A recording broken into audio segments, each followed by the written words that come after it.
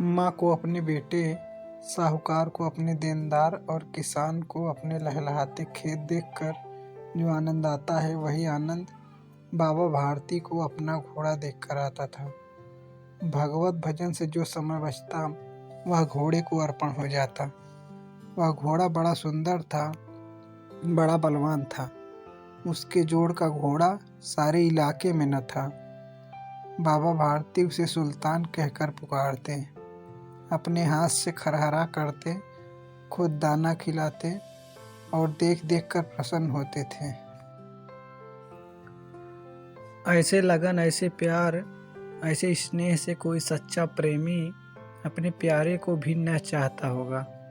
उन्होंने अपना सब कुछ छोड़ दिया था, रुपया, माल, असबाब, जमीन, यहाँ तक कि उन्हें नागरिक जीवन से भी घृणा थी।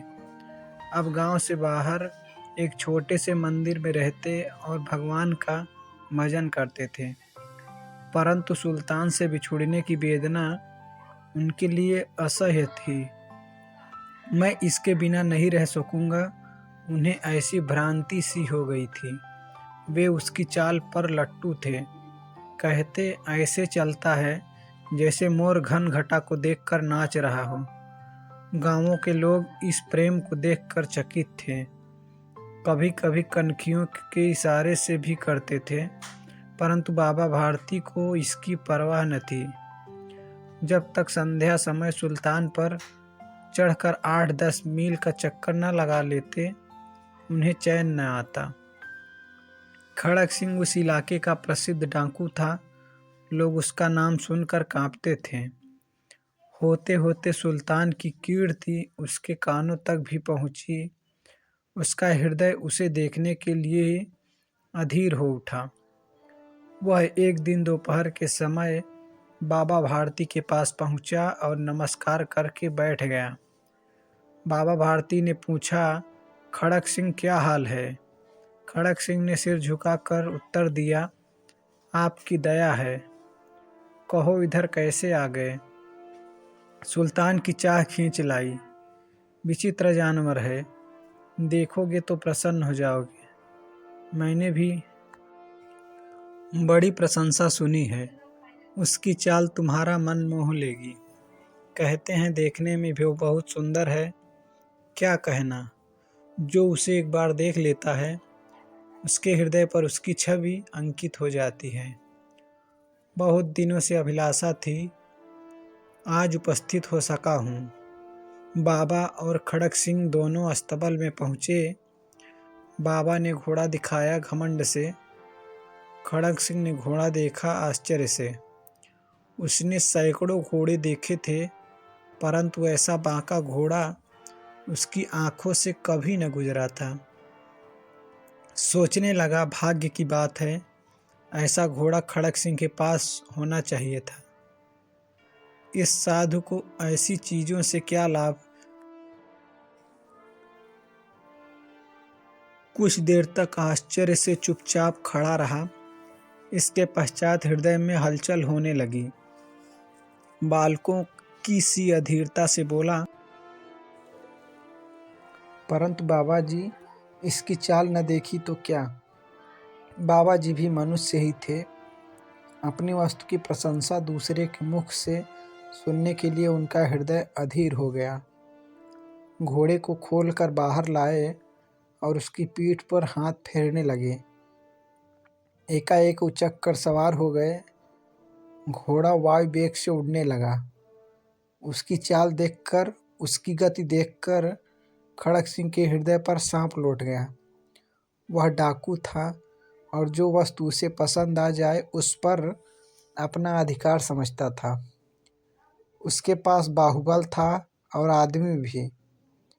जाते जाते उसने कहा, बाबा जी, मैं यह घोड़ा आपके पास न रहने दूंगा।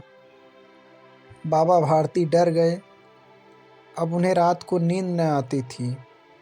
सारी रात अस्तबल की रखवाली में कटने लगी।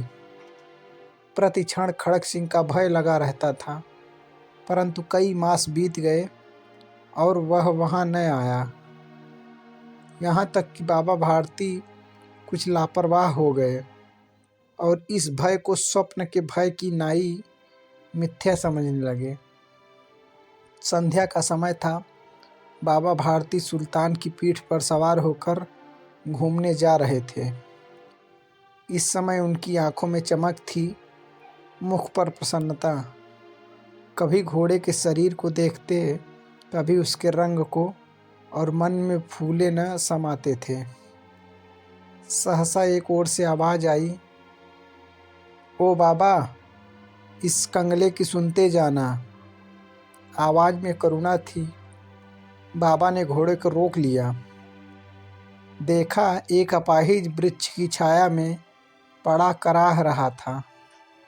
बोले, क्यों, तुम्हें क्या कष्ट है? अपाहिज ने हाथ जोड़कर कहा, बाबा, मैं दुखियारा हूँ, मुझ पर दया करो। रामावाला यहाँ से 3 मील है, मुझे वहाँ जाना है। घोड़े पर चढ़ा लो, परमात्मा भला करेगा। वहाँ तुम्हारा कौन है? दुर्गादत्त वैद्य का नाम आपने सुना होगा, मैं उनका सौतेला भाई हूँ। बाबा भारती ने घोड़े से उतरकर अपाहिज को घोड़े पर सवार किया और स्वयं उसकी लगाम पकड़कर धीरे धीरे चलने लगे। सहसा उन्हें एक झटका सा लगा और लगाम हाथ से छूट गई। उनके आश्चर्य का ठिकाना न रहा जब उन्होंने देखा कि अपाहिज घोड़े की पीठ पर तन कर बैठा और घोड़े को दौड़ाए लिए जा रहा है। उनके मुख से भय, विस्मय और निराशा से मिली हुई चीख निकल गई। वह अपाहिज डाकू खड़क सिंह था। बाबा भारती कुछ देर तक चुप रहे और कुछ समय पश्चात कुछ निश्चय करके पूरे बल से चिल्लाकर बोले, जरा ठहर जाओ। खड़क सिंह ने आवाज़ सुनकर घोड़ा रोक लिया और उसकी गर्दन पर प्यार से हाथ फेरते हुए कहा, बाबा जी, यह घोड़ा अब न दूंगा, परंतु एक बात सुनते जाओ। खड़क सिंह ठहर गया। बाबा भारती ने निकट जाकर उसकी ओर ऐसी आंखों से देखा जैसे बकरा कसाई की ओर देखता है और कहा, यह घोड़ा तुम्हारा हो चुका है, मैं तुमसे इसे वापस करने के लिए न कहूँगा, परंतु खड़क सिंह, केवल एक प्रार्थना करता हूँ, इसे अस्वीकार न करना, नहीं तो मेरा दिल टूट जाएगा। बाबा जी, आज्ञा कीजिए, मैं आपका दास हूँ, केवल यह घोड़ा न दूंगा। अब घोड़े का नाम न लो। मैं तुमसे इस विषय में कुछ न कहूँगा। मेरी प्रार्थना केवल यह है कि इस घटना को किसी के सामने प्रकट न करना। खड़क सिंह का मुँह आश्चर्य से खुला रह गया। उसका विचार था कि उसे घोड़े को लेकर यहाँ से भागना पड़ेगा, परंतु बाबा भारती ने स्वयं उसे कहा कि इस घटना को किसी के सामने प्रकट न करना। इससे क्या प्रयोजन सिद्ध हो सकता है? खड़क सिंह ने बहुत सोचा, बहुत सिर मारा, परंतु कुछ समझ न सका। हार कर उसने अपनी आंखें बाबा भारती के मुख पर गड़ा दी और पूछा, बाबा जी, इसमें आपको क्या डर है?